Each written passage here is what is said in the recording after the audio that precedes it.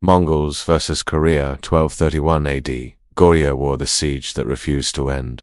This is the story of how the Mongol storm hit the Korean peninsula, and why one battered kingdom chose defiance over surrender. Winter, 1231.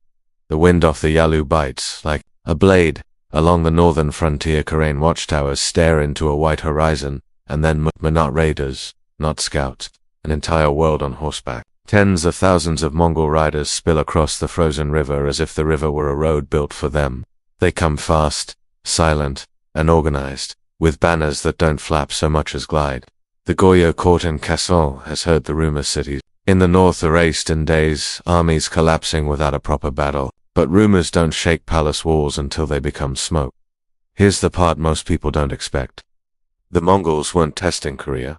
They were already deep into a larger campaign, and they needed Goryeo to bend quickly.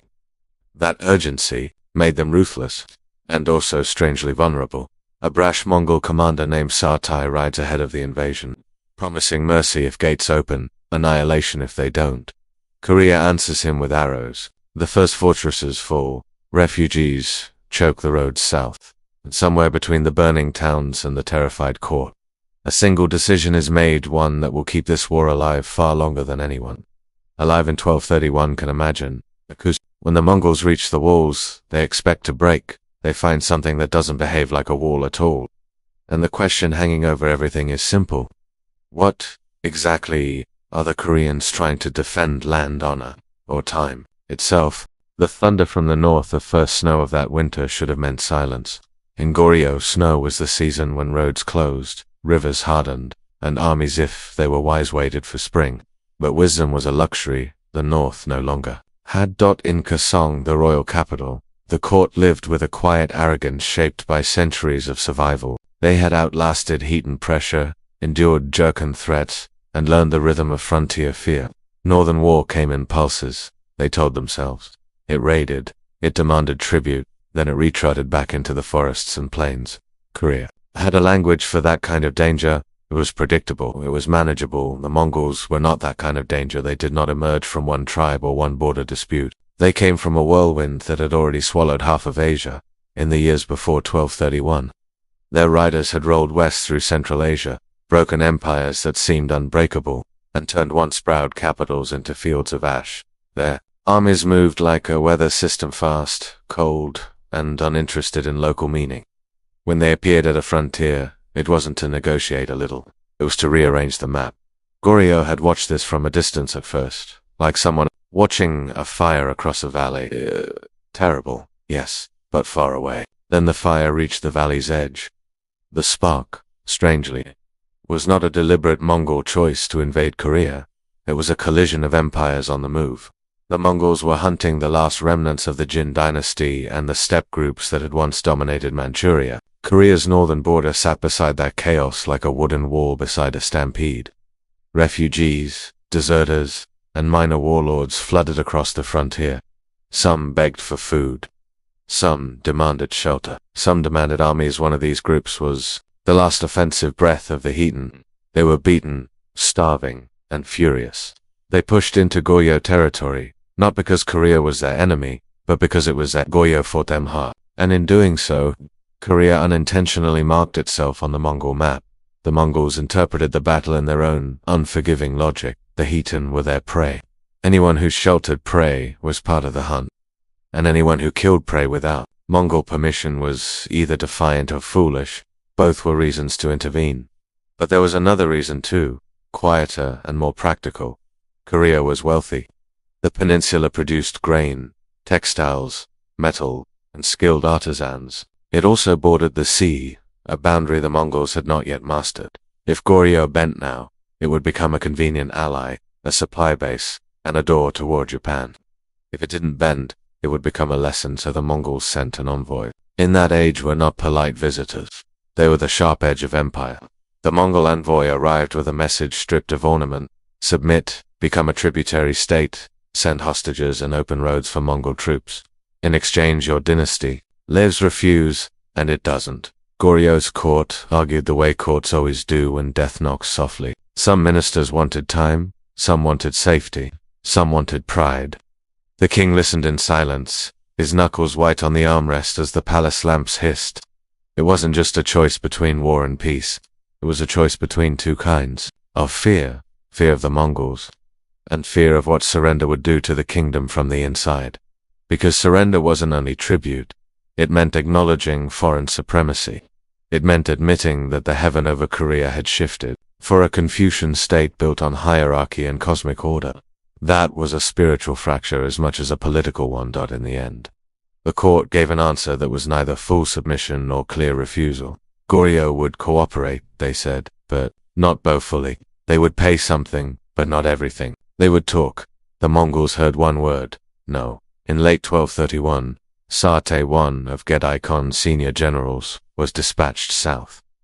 The invasion force that crossed the Yalu was not a wandering horde. It was a machine calibrated by years of conquest, cavalry at the front, engineers behind, supply units organized in a way Goryeo commanders barely understood, scouts fanned out in every direction, mapping terrain and people, taking notes like accountants of doom. The northern provinces felt the shock first. Border towns woke to hooves pounding through snow. Mongol riders didn't spread out to loot. Randomly, they converged on strong points, bypassed what they didn't need, and appeared where defenders least expected. Mountain passes that had guarded Korea for centuries were flanked. River crossings that should have been impossible in winter became highways because the Mongols treated ice like an ally. Goryeo's local commanders fought where they could. They knew the terrain. They knew their men. But they had never fought war like this. Mongol feints drew them out of forts and shredded them in the open. Mounted archers turned Korean formations into moving targets. If a town resisted, the Mongols made an example. If it surrendered quickly, they moved on. Speed was the weapon. Terror was the amplifier. Refugees began to pour south along the Great Road, dragging carts that splintered under the weight of their lives. Their stories arrived ahead of the Mongols like a grim prophecy. They don't stop, people said. They don't sleep. They don't negotiate. Some villages were empty before the Mongols reached them. Their people vanished into hills, caves, forests. Others stayed, praying walls would save them. Walls rarely saved them. Within weeks, Mongol banners were deeper into the peninsula than any northern invader had been in living memory. Provincial capitals fell, storehouses burned, Goryeo field. Armies tried to assemble, but every time they gathered, the Mongols were already somewhere else, cutting supply lines, seizing bridges, choking air from the war. It wasn't a march. It was a collapse unfolding one town at a time. In Kaesong, the court's confidence fractured. The king sent new envoys, this time pleading for terms. Sartai replied with terms that tasted like a knife: hostages from the royal family, a pledge of permanent submission, and Mongol overseers stationed inside Korea to ensure obedience. Goryeo hesitated again, clinging to the idea that delay could still shape the outcome. That hesitation is the first payoff of this war's psychology. The Koreans were not blind to Mongol power. They were buying something they valued even more than safety, autonomy, time, a chance to move the pieces before the board overturned. But delay under Mongol pressure is like standing in front of a flood and arguing about the water. Sartai advanced toward the capital. The road to Kaesong was not just a military path, it was a vein into the kingdom's heart, lined with granaries, villages, and temples that had fed Korea's identity for generations. As Mongol scouts reached its outer regions, panic spilled into the streets. Markets closed. Families prayed at shrines. Government granaries were opened to feed the swelling crowd of displaced northerners. Rumors multiplied faster than bread. One rumor pierced the palace like an arrow. The Mongols intended to take the king alive. That threat hit deeper than any fire. If the king fell into Mongol hands, the dynasty would become a puppet in a day. The court's bargaining position would evaporate. Goryeo would not negotiate as a kingdom anymore. It would negotiate as a hostage, so a second decision formed in the shadows of the throne room.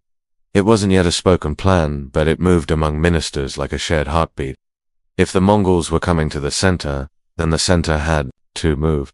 Korea had rivers and mountains. Yes. But it also had a sea that Mongol horses could not cross, and Mongol fear could not easily drown. The idea was radical, almost sacrilegious: abandon the ancient capital and retreat to an island fortress. Not a temporary flight, but a strategic relocation of the state itself. To do that, they needed time. Days, maybe weeks. Enough to shift the king, the court, archives, treasure, and supplies, enough to make the kingdom vanish from beneath Mongol hooves. The Mongols, sensing the game, pressed harder. Their forces tightened around Kaesong like a slow-closing fist. At the same time, Korean commanders in the countryside fought, delaying battles in mountain passes, sacrificing men and villagers to stretch the Mongol timetable. Each day bought in blood was worth more than gold. Still, no one could be sure if the gamble would work. If the king fled too early, he looked weak. If he fled too late, he was captured. If he fled at all, the people might lose faith. But if he stayed, the dynasty might end. This is where the war stops being only about cavalry and walls, and becomes about nerves. Because what Goryeo is about to do is not normal resistance. It is a trick of geography, a refusal to play the conquest game. The Mongols had mastered Dardan right now. In the winter of 1231, with Satai's army pushing south and the capital trembling, the Koreans are preparing something the Mongols have never faced on land. A kingdom willing to move itself out of reach. The Mongols believe they are marching toward a final submission. They do not yet realize they are chasing a mirage, and as the first Mongol patrols appear on the ridgelands overlooking Kaesong, the unanswered suspense from our opening sharpens into one living question. When the Mongols reach the walls, they expect to end this war. What happens if the walls are empty? Cities that vanish, forts that hold the smoke from Kaesong could be seen for miles, dark plumes twisting against the winter sky like torn banners of surrender. But this was not surrender. It was confusion, chaos, and strategy woven together in desperation. Inside the city, courtiers whispered the same question again and again. Had the king already gone? Outside the walls, Satai's men moved with mechanical precision. The Mongol camp looked more like a city than a horde of tents, ordered fires, signals flashing through the snow. They believed their prey was cornered. But the prey was already moving. Days earlier, in the thick of night, King Gejong had slipped away with his closest ministers. Lanterns wrapped in cloth glowed faintly as the royal convoy wound southward toward the coast. Carts creaked under the weight of scrolls, seals, and the dynasty's sacred archives, a memory of the nation itself. Behind them, loyal soldiers burned stores and stables, leaving the Mongols nothing to claim but ashes. When Satai scouts reached the gates of Kaesong, they found an empty throne and a city stripped of its soul. The Mongol commander stared at the palace courtyard, the silence pressing in. No defiant defenders, no surrendering court, just the eerie calm of something unfinished. He ordered the city looted. It was an insult the kind the Mongols rarely forgave. Yet even as his men tore through the capital, Satai understood what this meant. Korea had chosen exile over conquest. That was not submission, it was defiance written in smoke. Far to the south, the royal procession reached the estuary. The sea spread before them, pale under moonlight, frozen at the edges but alive in its vastness. Goryeo's engineers and sailors had been preparing for weeks. Barges waited in silence, their decks laden with crates of rice, royal relics, and trembling officials. Behind them, the fires of Kaesong glimmered faintly like dying stars. Ahead, a new world waited, Gangwai Island. The crossing was perilous. Ice drifted like blades. Horses panicked in the dark. Somewhere in the wind, they thought they heard drums' Mongol pursuit echoing across the frozen flats. When dawn broke, the sea between them shimmered, and they knew the impossible had worked. The kingdom had moved. Gangwon was no paradise. It was small, cold, and hard to defend by land, but it had one great ally: the sea. Mongol cavalry, built for endless plains, could do nothing against tides. The court began transforming the island into a fortress. Temples became storehouses, hills became watchtowers, and the sound of hammers never stopped. Meanwhile, on the mainland, Satai's frustration deepened. His army had broken cities with ease, but every fortress tucked into Korea's spine of mountains resisted like a stone in the throat of empire. The Mongols were used to walls that cracked quickly, yet walls hid in forests, carved from cliffs, impossible to encircle fully. Every advance bled time. Every siege consumed winter. Kuju. The resistance became legend. Commander Pak Seo confronted the Mongols with only a few thousand men. When Satai's engineers rolled siege towers toward the walls, the Koreans launched flaming carts down the slopes, turning the snow into rivers of fire. Mongol ladders burned before they reached the top. Their engines froze in place. Pak's men fought not for victory but for time, buying every heartbeat for the king across the sea. The Mongols tried deception. They captured a messenger and sent him back with false promises of pardon. Pak saw through it instantly. "Tell your masters," he said, "that the spirit of this land does not surrender between breaths." The messenger never returned. After weeks of failure, Sartai withdrew from Kuju, leaving behind a landscape of frozen corpses and charred timber. The fortress still stood, its flag stiff with frost. For the first time in the campaign, the Mongols had met something that didn't break. Across the peninsula, word of Kuju's stand spread like a secret fire. Peasants whispered it in caves. Soldiers carried it from outpost to outpost. A story was forming, small, defiant, unstoppable. And stories, in war, can be as dangerous as armies. The Mongols, though triumphant on paper, were bleeding in pride. They had razed the Goryeo capital, crushed its armies, and yet, the war refused to end. The enemy would not meet them in the open. The land itself seemed to hide its people. Roads they cleared, one week vanished under snow the next. Even captured towns became empty overnight. It was as if Korea itself were learning to disappear. But Sartai was not done. He knew the king could not hide forever. In spring, he planned to return with ships to chase Goryeo into the sea. When he wrote to Gedai Khan, he called the campaign a victory, though his words tasted hollow. Victory was supposed to end something. This one only opened more questions. On Gangwa Island, King Gejong read reports by candlelight. The Mongols had withdrawn north for now. The court celebrated survival, but Gejong felt none of it. He stood at the edge of the sea and watched, the mainland smoke rising faintly on the horizon. He had saved his dynasty, yes, but at what cost? His people burned while he hid behind waves. One night, as the tide withdrew, he walked the shoreline alone. The wind carried faint voices from the dark refugees on the opposite shore, calling for passage. Their cries swallowed by the distance. Soldiers restrained the boats. No one could risk revealing the island's position. Gajong turned away, his crown heavy as gilt. In Kesong's ruins, Satai left a garrison and rode north. He promised to return with ships and fire. Behind him, ashes drifted through temple courtyards. Somewhere beneath those ashes, monks still whispered prayers. "Let them come again," one said quietly. "This time, we will be ready." Spring thawed, the river's grass returned to the plains, and with it came scouts bearing a message too strange to ignore. Across the northern horizon, smoke rose again, but not from Mongol fires. Another army was moving. The Goryeo survivors who escaped through the mountains told the same impossible rumor. Sartai was dead, ambushed, killed not by Koreans, but by his own arrogance. The story reached Gangwa like a ghost, different in every telling, but all ending the same way. The unstoppable conqueror had fallen, struck by an arrow from nowhere. The court rejoiced, but Gojong's advisors exchanged glances. Because death never stopped a Mongol campaign, it only summoned a greater one.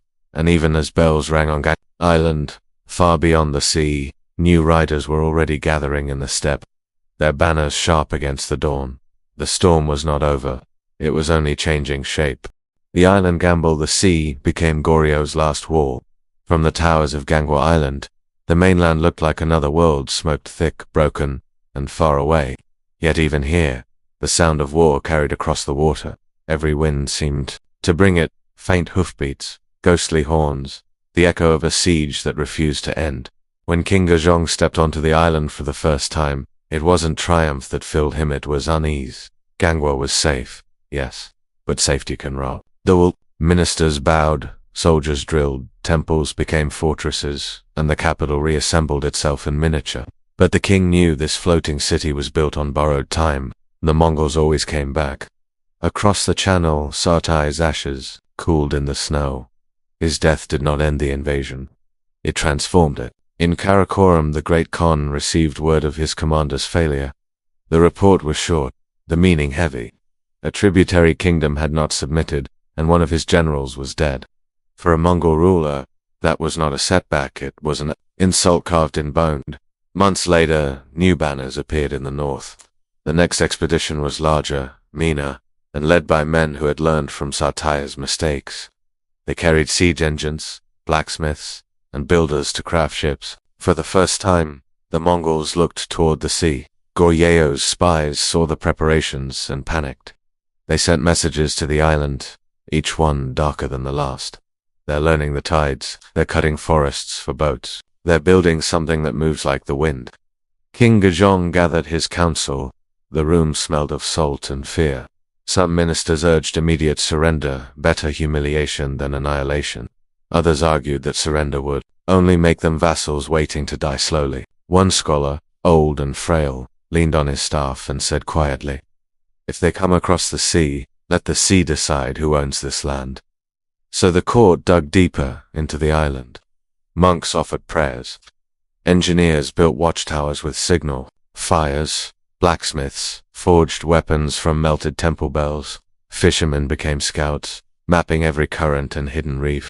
And still, the Mongols came. By autumn, the horizon darkened with sails. Crude, heavy craft, more rafts than ships. South with the wind, Mongol soldiers clung to them like storm crows. The invasion fleet looked unstoppable until it met the ocean's first real breath. A typhoon rose without warning, tearing through the fleet like a god's hand. Dozens of vessels shattered against reefs. Men vanished beneath boiling waves. The survivors staggered back to shore, half-drawn. Gangwa's watchtowers burned torches that night in celebration. For the first time, nature had joined the war. The sea itself had taken the Mongols' side against them. But joy is a fragile thing in wartime. That same night, fires appeared. Inland Korean towns in flames again. The Mongols, furious and humiliated, had turned their vengeance on the mainland. Villages vanished, crops burned, captives were driven north in chains. Those who escaped fled toward the coast, begging for boats to cross to Gangwa. The king's heart broke as he watched them from the wharves as people, reaching out across. The water soldiers restrained the boats again. No one could risk leading the Mongols to the island. Every refusal cut deeper than any sword. Winter came early. The Mongols withdrew north once more, but their raids had left the peninsula hollowed. Out famine followed, war like a shadow, and on Gangwa whispers spread. Had the king abandoned his people to save himself? Doubt crept into the court. Ministers plotted, monks questioned, generals grew restless. The king began to walk the island at night, listening to the surf crash against the rocks. He wondered whether he had saved the kingdom or only delayed its death. Yet even in despair, resistance found new forms. Guerrilla bands emerged in the mountains of the mainland. Farmers turned fighters. Monks turned assassins. They struck at Mongol supply lines, ambushed patrols, then vanished into forests. The Mongols called them ghosts. Koreans called them patriots. And in Karakorum, the great Khan received reports of yet another campaign bogged down by an enemy too small to crush and too proud to kneel. It was not the first time he had heard such a report, but it was the one that irritated him most. He wanted Korea's obedience, not its ashes. So he changed his strategy. If war could not break them, hunger would. The Mongols sealed the borders, capturing trade routes, draining life from the land. The mainland starved. Gangwa endured, but barely. One night, the king's advisors brought a proposal to the chamber. Send emissaries to the Mongols, not to surrender, but to stall. Offer tribute, gifts, perhaps a hostage. Just enough to cool the storm. Gajong resisted. But when a messenger arrived from the mainland carrying news of entire provinces emptied by famine, he knew hesitation would kill more than pride. He sent envoys across the frozen river, robes heavy with silk, voices trembling under false confidence. They carried gold, jade, and a promise of cooperation. The Mongol commander listened, smiled, and sent them home alive. It was a small mercy, but it bought time. Weeks passed. The sea froze. The island grew quiet, and then unexpectedly the Mongols withdrew again. Their camps vanished like mist. No one knew why. Some said plague, some said new orders from the Khan. Whatever the reason, the land exhaled for the first time in years. On Gangwa, bells rang. People dared to believe the war was ending. But the king did not smile. He knew Mongols did not retreat. They paused. Somewhere in that silence, another storm was gathering. One evening, as the sun sank into the western sea, a messenger rode through the surf toward the island, half dead from exhaustion. He knelt before the king, gasping words that chilled the air itself. A new Khan had risen. And his first command was clear: the Goryeo war would be finished. No more diplomacy. No more patience. The next invasion would not ask for surrender, would erase the word entirely. The torches along Gangwa's walls flickered in the wind.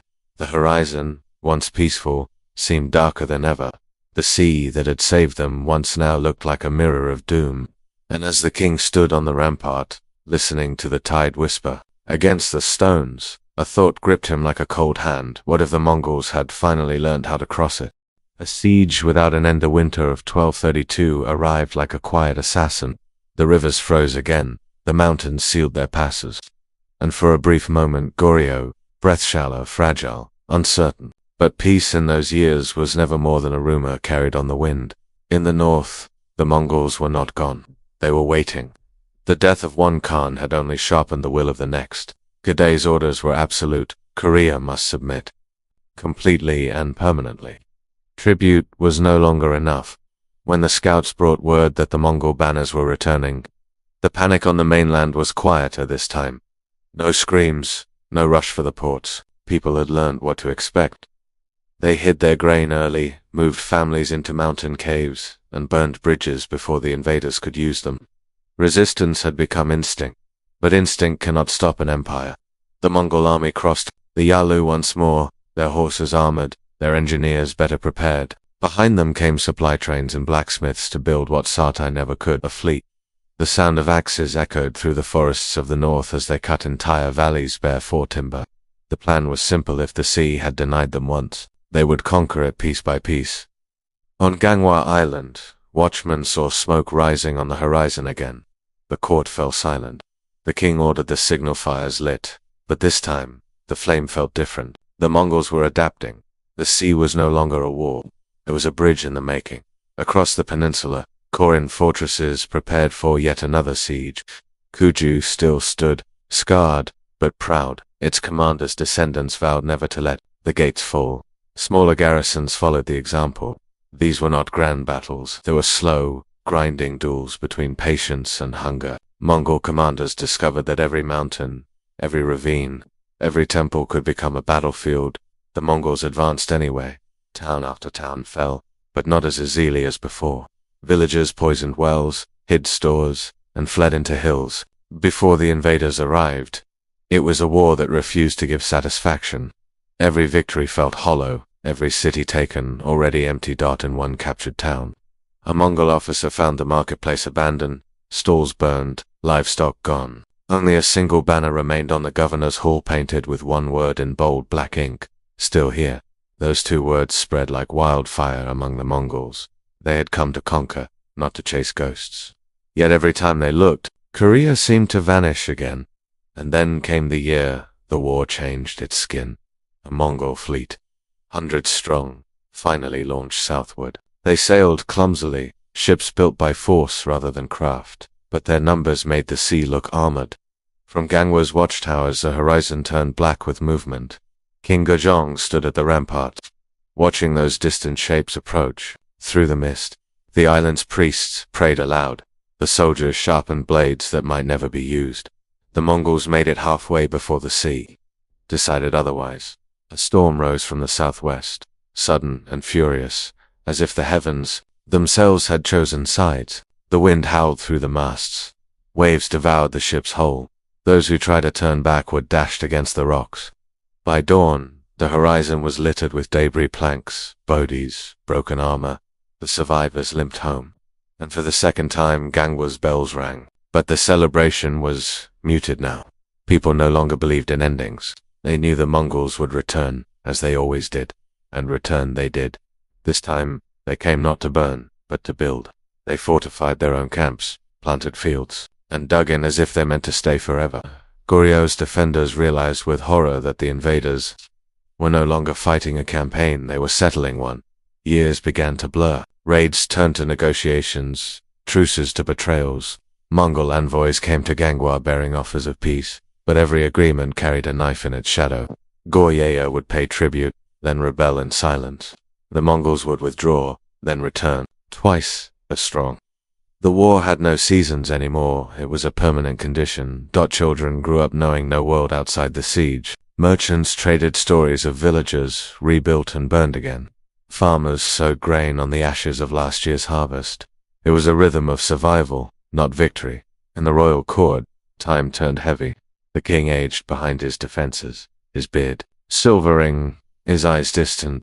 The ministers spoke less of resistance and more of endurance. The younger princes began to ask a forbidden question. What if surrender was the only way left to save what remained? But then, something unexpected happened. A secret envoy returned from the Mongol camps with astonishing news. The invaders themselves were weary. Their generals quarreled. Their supply lines stretched thin. Some Mongol officers had begun to speak of Korea as curse its mountains too steep, its people too stubborn, its gods too cruel. For a fleeting moment, it felt like the tide was turning. In the spring of 1241, a Mongol messenger rode into the northern provinces carrying an imperial decree. The Khan was dead. The great empire was without a leader. The Mongol armies halted, their banners lowered in mourning. For Goryeo, it was a breath of sunlight through storm clouds. The invasion paused. The pressure lifted. Across the land, bells rang once more, not in victory, but relief. The unthinkable had happened. The Mongols were retreating. Gungwa's court erupted in cautious joy. Ministers toasted the king. Soldiers dared to sleep without armor for the first time in years. The king himself walked along the shore that night, staring across the calm sea and whispering a prayer that perhaps, finally, history had exhaled. But far beyond those waters, in the endless plains of the steppe, another fire was being kindled. A new Khan was rising, one who believed unfinished wars were stains on empire. And when the envoys from Goryeo reached his camp months later, hoping to secure lasting peace, they found his answer waiting in 5 words that froze their blood. Tell them we are coming. The price of survival. The news of the new Khan moved across Asia like thunder rolling over distant hills. To most kingdoms, it was only another shift in power far beyond their borders. But in Goryeo it felt like a blade unsheathed once more. The old men of Gangwa had seen this pattern before. Each time the Mongols changed rulers, the war was reborn. The young hoped the distance might spare them. The elders knew better.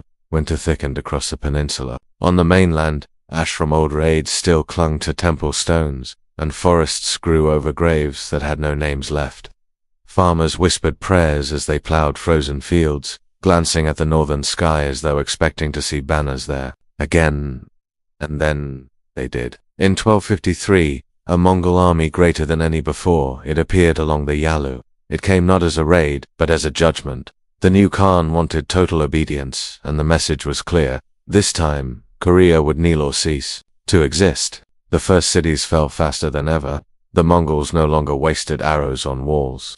They burned water sources, cut crops, starved defenders where they stood. The peninsula was turning into a graveyard of choices: surrender and live dishonored, resist and die unseen. From Gangwa the king watched smoke rise over the mainland. He had ruled through storms, famine, and fire, but even he could feel the island's illusion of safety beginning to crack. The Mongols now had fleets built by captured Chinese shipwrights. The sea that once saved him was shrinking with every wave. The court grew restless. The younger ministers pressed for peace. A kingdom that lives can rebuild, they said. A kingdom that dies becomes a story. But stories, the king thought bitterly, were sometimes the only thing that survived. When the Mongol envoys came again, they were different. They bowed lower, smiled wider, but their words were knives wrapped in silk. They demanded more than tribute. They wanted hot to just raw blood. The council chamber erupted in protests. Yet beneath the shouting, a deeper silence spread because everyone knew they could not fight forever. The mainland was bleeding. Fortresses once proud as Kuju now stood empty. And the people, the heart of the kingdom, were breaking under hunger. After days of sleepless arguments, the decision came quietly. The Prince Yong, bright, unwilling, would be sent to the Mongols as a pledge of peace. His name was Wang Chun, the king's own blood. The boy's mother wept as soldiers escorted him down to the harbor. He turned once before boarding the ship, his face pale in the dawn light, and said only, "Father, promise me you'll still have a home when I return." No one answered. The Mongols received the hostage with ceremony. For a time, the violence slowed. Trade reopened. The tribute flowed. But beneath the surface, neither side believed in the peace they pretended to hold. The Mongols saw the tribute as a chain. The Koreans saw it as ransom. Years passed in uneasy rhythm. The island court fattened again on the illusion of stability, but the mainland grew hollow. Mongol overseers occupied provinces, collecting grain, demanding labor, building their own roads through Korean soil. Each demand chipped at sovereignty. Each year made resistance harder to imagine, and yet resistance never truly died. Monks, peasants, even former officials began organizing secret cells across the countryside, and they called themselves Mountie. Shadows, men who moved by night, struck at Mongol outposts, and melted into forests before dawn. The Mongols called them thieves. The people called them saviors. When word of the uprisings reached Gangwon, the king ordered silence. He knew what would come if the Mongols discovered his approval. Still, each report stirred something inside him, a memory of the Goryeo that once believed defiance could change. But fate had one more cruelty to deliver. In 1258, word reached the court that the Mongols had executed Korean hostages, including the young prince. They accused him of plotting escape, of defying their will. His body was never returned. The king stopped eating. He sat by the sea for hours, watching waves crash against the rocks that had sheltered him for 2 decades. His counselors begged him to continue ruling, but the war had already carved too much from his soul. The people whispered that the king was haunted by guilt, by ghosts, by the weight of survival itself, because survival, when it comes at such cost, feels like another kind of death. That spring, the court fractured. One faction, led by war ministers, demanded renewed resistance. Another urged complete surrender. The arguments grew into riot. When dawn came, the royal banners flew half-torn, and the king himself lay silent in his chambers. His son, now king, had inherited a kingdom alive in name but hollow in strength. The Mongols, sensing the shift, offered new terms: heavier final, full vassalage, tribute without end. Goryeo could live, they said, as long as it remembered who allowed it to. The young king signed. It was not victory, but it was not extinction either. Goryeo would remain under Mongol shadow for nearly a century. Its kings married to Mongol princesses, its armies marching for foreign wars. Yet even in subjugation, something endeared a quiet defiance older than walls. On nights when the island winds were still, fishermen swore they could hear drums echoing from beneath the sea, as if the spirits of the old fortresses still guarded the coast. The Mongols had won the war, but they had not ended it. And perhaps that is what the siege truly was, not a battle of swords and cities, but a test of endurance between empire and memory. Because centuries later, when the Mongol world turned to dust, Korea was still there, scarred, diminished, but alive. The siege that refused to end had, in its own way, never truly ended at all. Yet in the faint distance of that same horizon, where the sea meets the sky, the next wind was already stirring, and somewhere beyond it, another empire was beginning to look east.